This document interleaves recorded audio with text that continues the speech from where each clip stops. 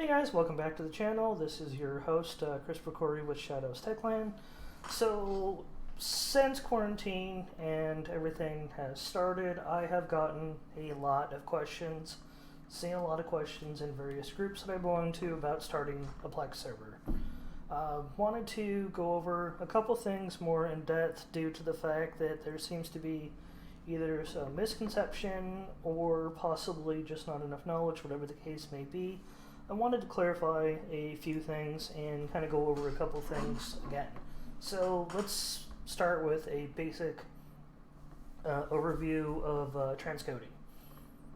Just go over that really quickly. So transcoding, basically, there's two ways that you can go ahead and stream a video.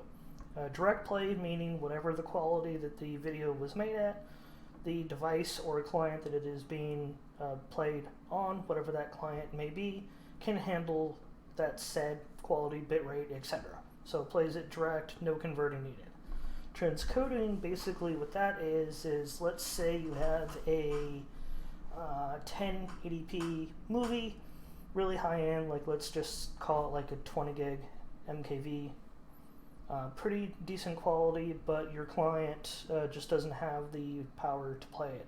You know, like an old streaming stick or TV or something of that nature. Let's just, for hypothetical reasons. So it will take the 1080p movie and it will downscale it to, let's say, 720p, just because it can't handle it. Well, that transcode has to basically, on the fly, take that movie and re-encode it to what that client can play the video and support it at, meaning more hardware is needed in order to stream your device. I see a lot of people building ridiculously plex servers, not saying you can't, not saying there's anything against that, but basically you need to do research and you need to buy what you need for your needs. Are you streaming to a lot of people inside? Is this just internal? Is it going to be a lot of direct play, etc., etc.? Whatever those questions may be. Now, I have gone ahead and I've done a couple other videos.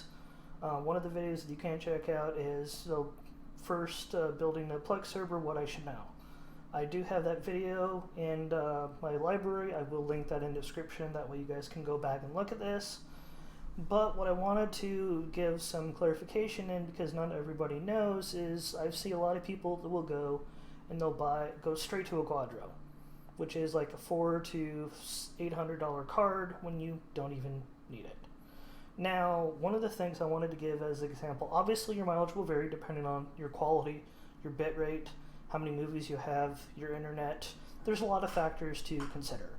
But one of the things that I wanted to show just as an example before you guys start going and buying your parts, if you already haven't, I'll see a lot of people and they'll go and they'll be like, okay, I'm going to go ahead and I'm going to buy a Quadro P2000. That's like if I'm not mistaken, now I haven't looked at this recently, but the last time I looked, that card was about $350 to $450 roundabouts.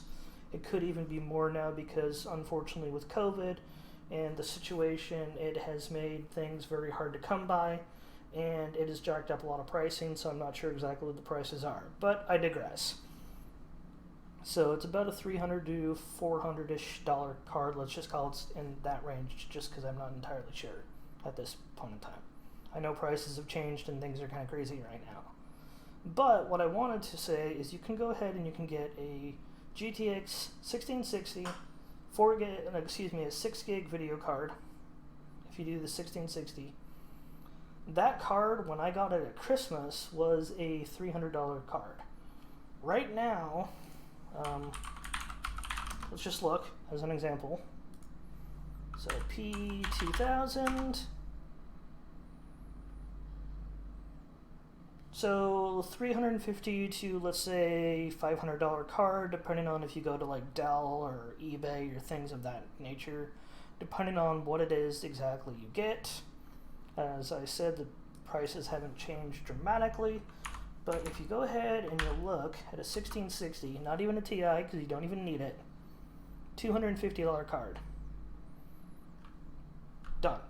Now, there's a couple different ones. Obviously, it's about a $250 to $300 card, depending on what version you go with. Now, there is a couple things that you will need to take into consideration. Whichever card you get is basically power. Do you have enough power on your power supply to handle this card?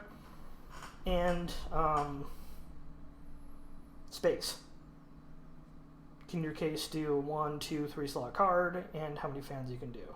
There are some versions that you can get which are like 1 slot cards, because one of the things you may run into is if you're throwing this into a server application, you may have to go with the 1 slot version, because that may possibly, depending on what server and what layout, etc. you're running, that may conflict with like an HBA or something of that nature, so keep that in mind. You can get like the MSI 2-fan version. Regardless, they're all going to be roughly about the same. Now, there are obviously a couple ways that you can run this. If you're going to be using this, obviously, for plex transcodes, there's a couple ways you can do this. I believe in Windows, you have the ability to get the drivers to unlock it, and there isn't a lot of crap you have to do. Don't hold that to me, because I don't run that way.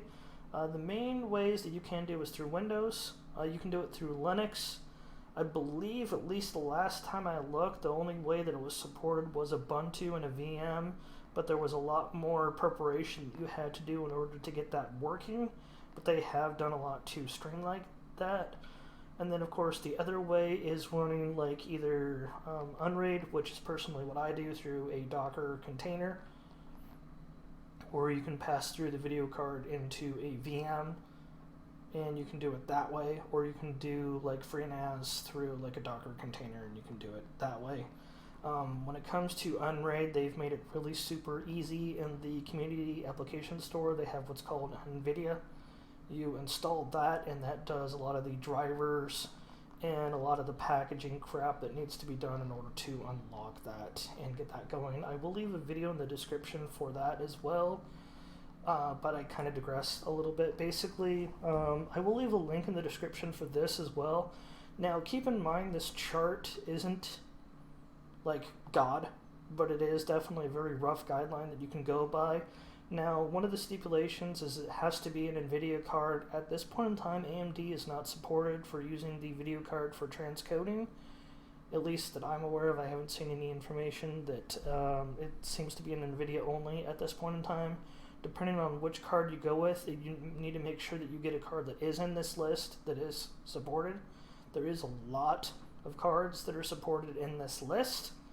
But basically, you can use this, I'll leave a link, like I said, in the description. You can use this link, and this chart will have the video card, once it is unlocked, and how many transcodes that you get.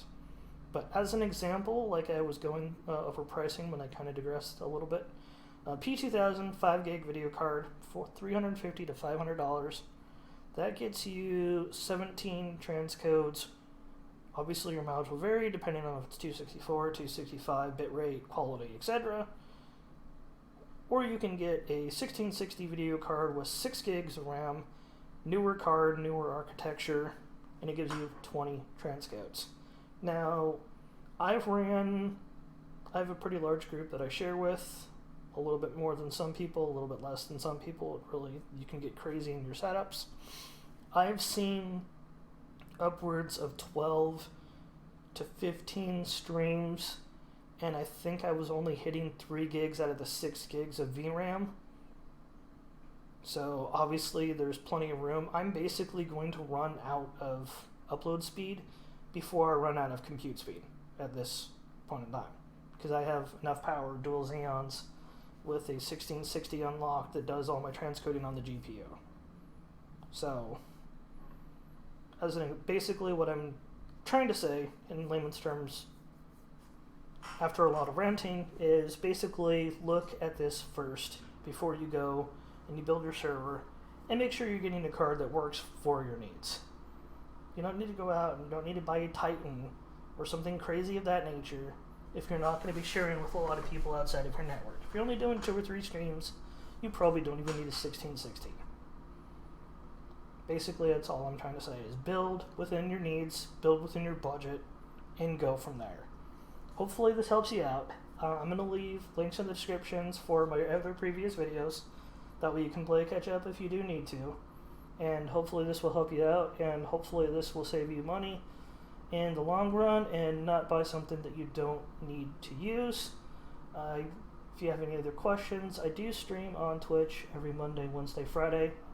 I will have a link in the description, and then you can hit me up there or on my Discord. I will leave a link for that as well. Otherwise, you can hit me up on my social media if you have any other questions. Hopefully this helps you guys out. Thank you, and have a good day, guys. Make sure to like and subscribe.